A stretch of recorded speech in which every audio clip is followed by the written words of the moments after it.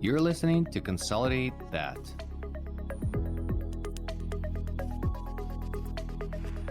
Ukraine is my motherland. It is now under a savage attack by Russia.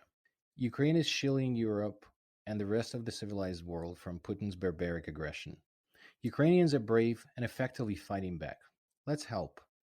Make a donation to Armed Forces of Ukraine.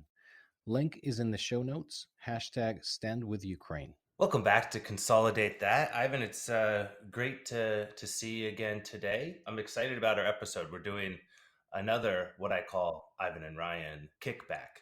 Is that a cool term? Do people use that term still? I don't know. Fire chat? A fireside chat, but now that I'm in Dallas, there's no more winter, so no more fire. And no more winter. This is like minus 18 Celsius where I'm at. Winter's But over. It's after Valentine's Day. We are done. But we are going to talk about something interesting today. We wanted to kind of do a crossover episode a bit. We're going to talk a lot about the two-part episode that Freakonomics did. I know a lot of people that listen to our show probably listened to Freakonomics or were sent the episode, and they did a two-part series about do you know who owns your vet? And they dove into private equity ownership of the veterinary market and also the consolidation that's happening in it. And as the preeminent veterinary consolidation podcast in the world, we figured it was our duty to dive into that a little bit. So Ivan, why don't you kick it off? And anyone that hasn't listened to that episode, we'll make sure we link them in the show description. So it's definitely something interesting to listen to as well. well, I wanna start with just saying that we're not doing this to ride the fame of another podcast, but it's because I had this episode forwarded to me probably 30 times. People said, "Did you hear this?" So yes, finally I heard it, and I think they did a good job. I think they did a good job about kind of talking about the nature of the private equity, describe what they do. They talked about the monopoly risk. They talked about the risk that the private equity brings, and then they interviewed a number of people. That was interesting perspective from different sides to the actual action of consolidation. So I think Ryan, if you wanna, yeah, you went to pretty deep on this. Can you just outline the characters, sort of the personas that they interviewed, and what do you Yes. think? So they from the veterinary side of thing and the veterinary consolidation side of thing, they did an interview with Greg Hartman, who's the CEO of NVA. They also interviewed three economists who all brought kind of unique and different side of things to the conversation. And then they also interviewed a DVM, which I'm glad that they did not miss that vital slice of the conversation. I think there's very easy for someone to have done this podcast without interviewing a doctor. So yeah, so they interviewed all sides of those things. I want to open by just giving a lot of credit to Greg Hartman with NVA. I think he did a wonderful job of representing what we all want to see from consolidation. I think he did a really great job as well of not kind of baiting into topics that maybe he wasn't as up to date on or versed on. And I think he did a great job representing everything. And, there was a top bullet point that I highlighted that he said, talk to a dozen, talk to 20, talk to 50 other folks, human beings that have owned hospitals and partnered with NVA.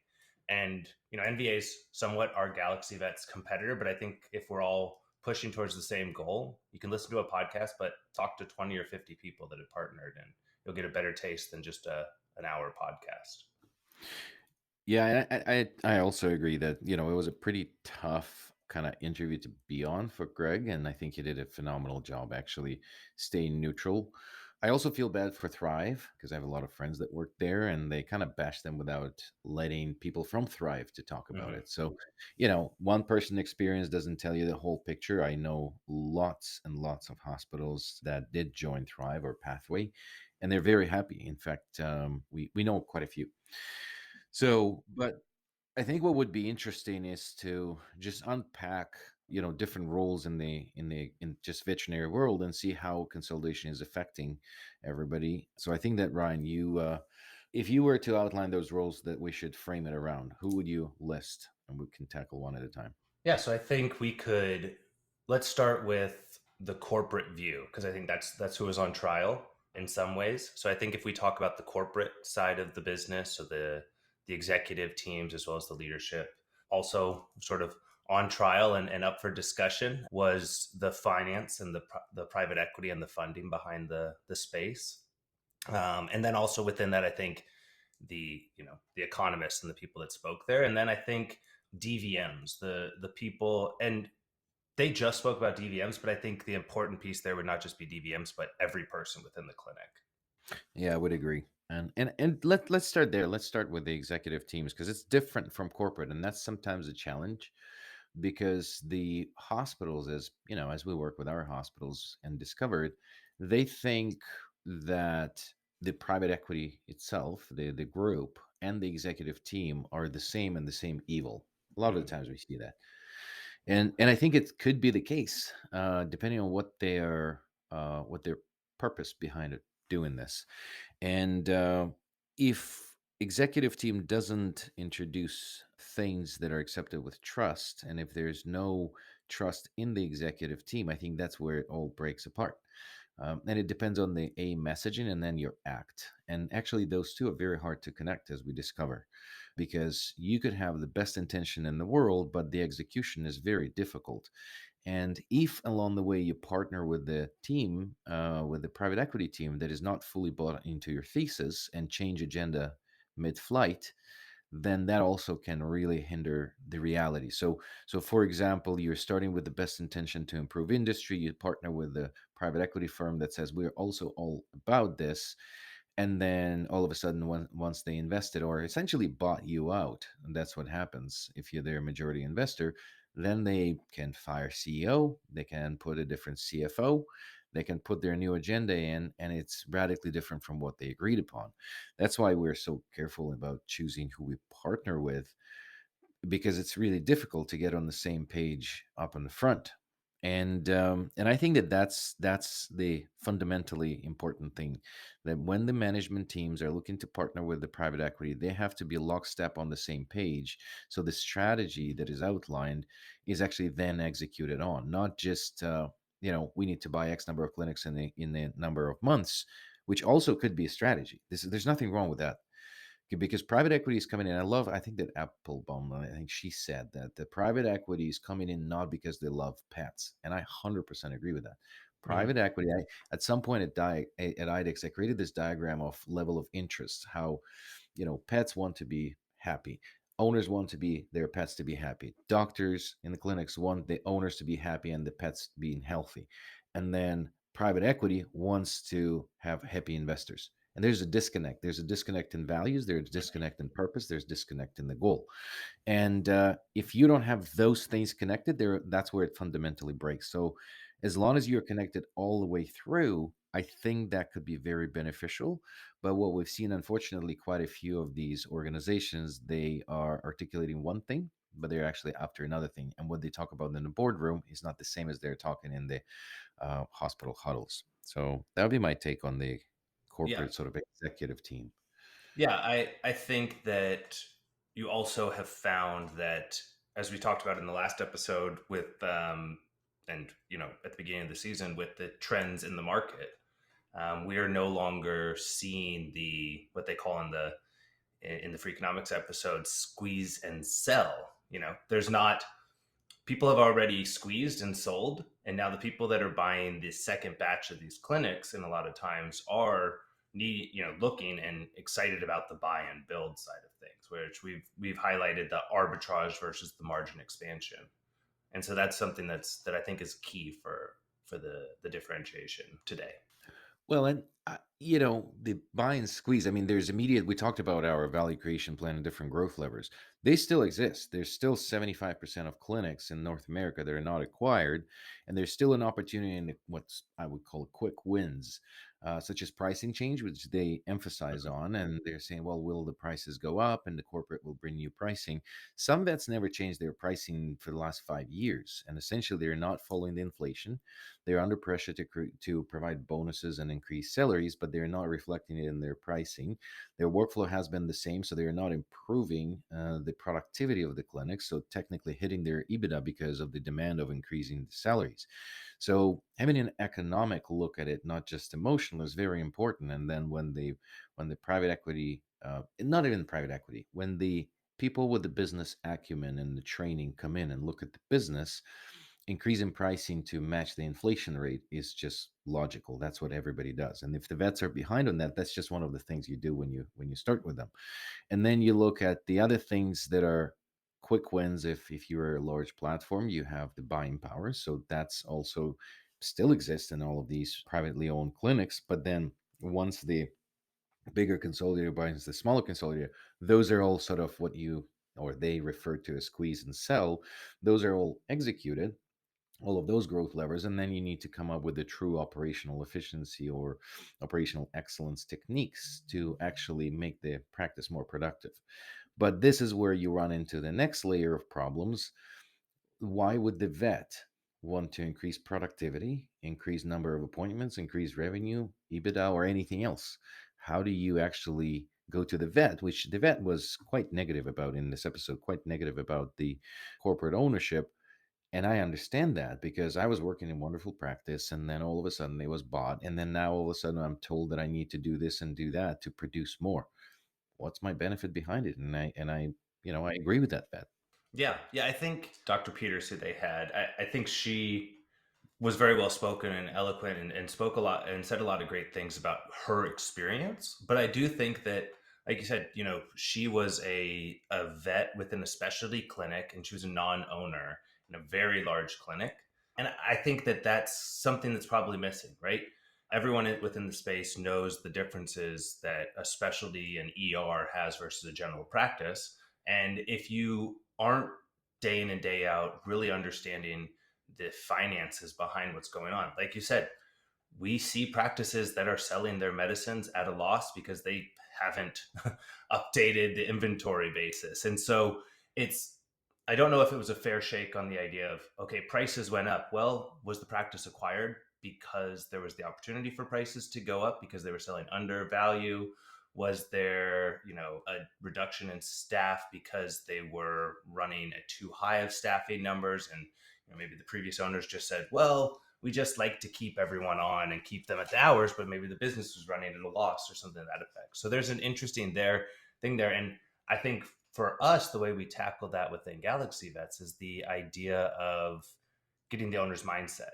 So you don't have to have been the owner or still be the owner of the practice, but having that equity and that skin in the game to be able to feel engaged in what's happening, so that when if the price goes up, or if the hours change, or the length of appointments shifts down, you can look at that and say, okay, I can see what the end goal impact is, and also find, you know, an increase of access to care for the patients, and additional growth levers that exist there.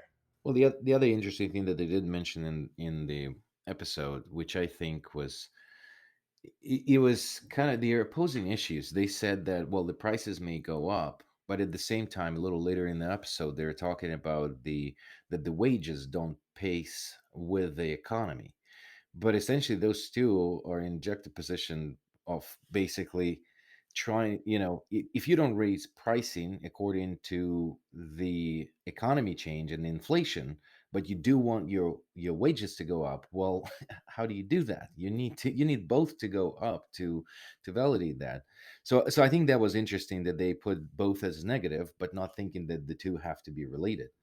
Yeah, and they um also hit on the fact that when a private equity group purchases a privately owned company, that it does tend to increase the amount of employment that's done within that space. It also reduces workplace injuries. It also reduces issues for the employees. I think that's probably where there was some of the difficulty there. There was looking at the data as private equity does this, or ownership changes and it does this. Whereas I think they did hit on later that there was a major shift of buying small private companies and keeping them private through private equity versus buying a large public company, like, which is something that BlackRock does often, right? They find a public company that has, opportunity within there. They buy it and take it private again. And in those situations, they did find that there were issues with labor or reduction of staff. But that was something that we don't come across often in the veterinary space. I guess you saw it with VCA